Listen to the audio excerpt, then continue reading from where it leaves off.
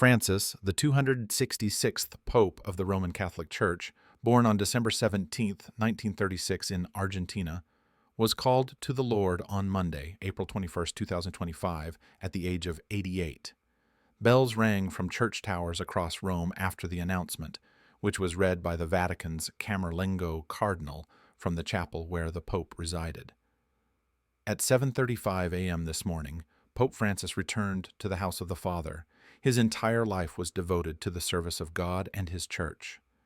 He made his final public appearance on Easter Sunday 2025, just one day before his passing, blessing thousands gathered in St. Peter's Square and surprising them with a final ride in the Popemobile, drawing warm applause and cheers.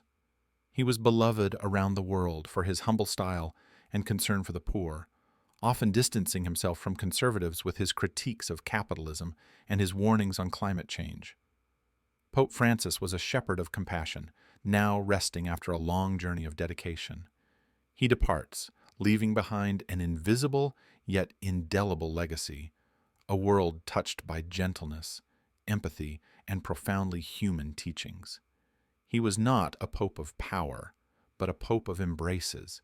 He did not walk among glory, but among the poor. He did not preach with rigid doctrine, but with eyes full of humanity. He is remembered as a kind father. The first pope from Latin America, from Argentina, he brought with him a spirit of humility and closeness. He opened the doors of the church to the vulnerable and forgotten. He once said, "All of us need mercy," and he was the embodiment of that very mercy. The world has lost a spiritual leader, but heaven may have welcomed a faithful servant. He may no longer appear at public audiences, but he will live on in the hearts of those he inspired.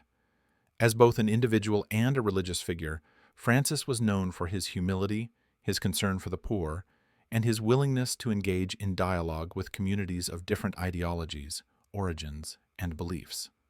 Upon being elected pope, he adopted a simpler lifestyle, choosing to reside in a Vatican guest house rather than the traditional papal apartments, wearing more modest liturgical garments, and refusing the ornate papal cloak.